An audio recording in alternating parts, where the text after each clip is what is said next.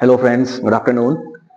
So I want to discuss the most important topic, if and in case. What is the difference between if and in case? बच्चे बहुत ज्यादा conceptual बहुत conceptual है और बच्चे अक्सर कंफ्यूज होते हैं कि हमें इफ लगाना है या इन केस लगाना है बच्चे है ना। तो आज ना इस कंफ्यूजन को दूर कर लेते हैं हम लोग।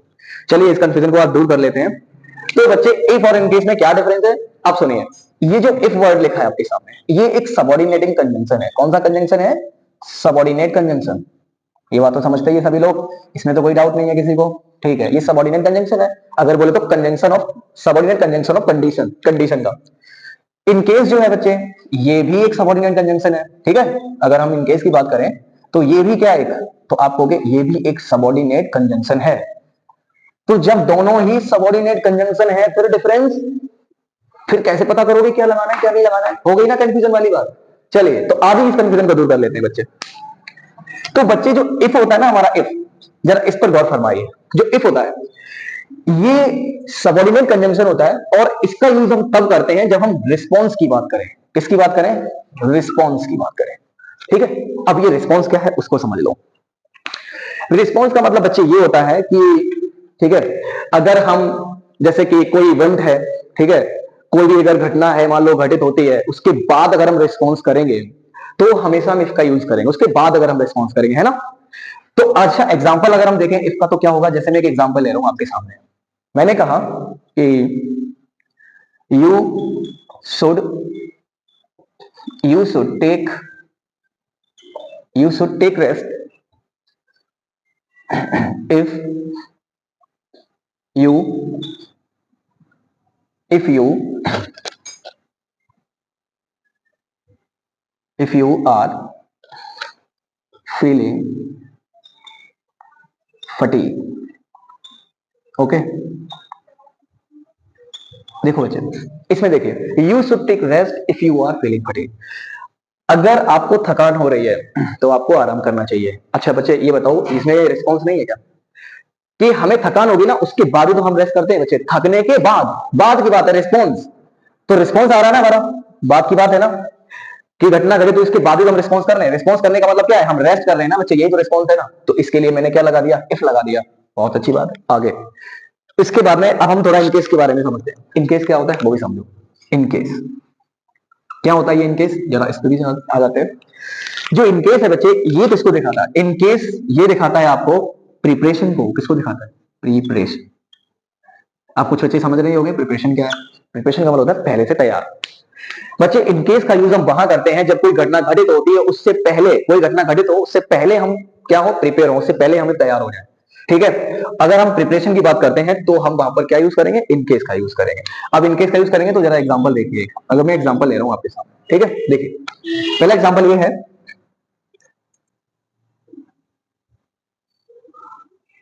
यू शुड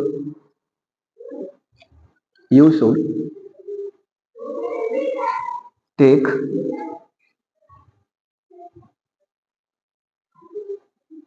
एक मिनट, देखिए एग्जांपल लेते हैं इनकेस का। हमने एक एग्जांपल लिखा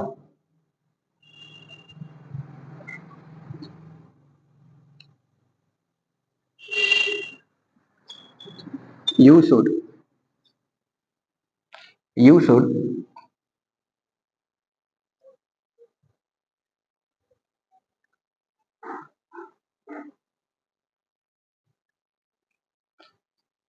आई shall go there dash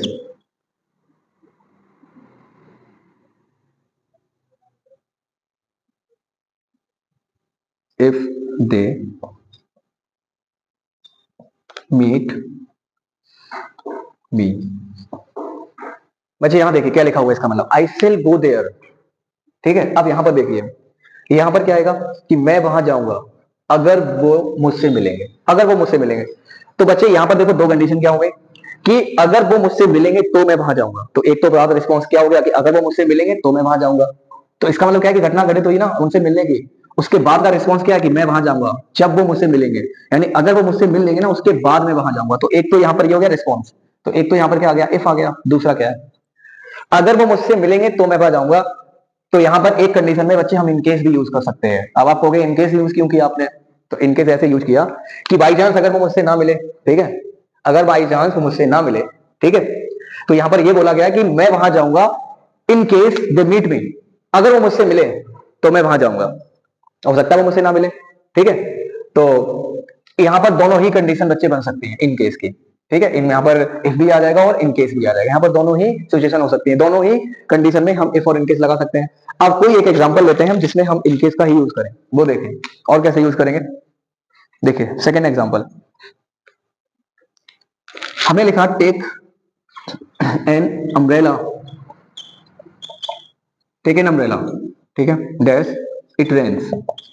हमें लगता है कि आप लोग भी बता सकते हो, बड़े आराम से बता सकते हो, take an umbrella it rains. आप बच्चे में क्या करूं इसमें बताइए, इसमें मैं क्या करूं, मैं कहूं कि अगर बारिश हो तो अम्ब्रेला ले जाना, अगर क्या हो बारिश हो।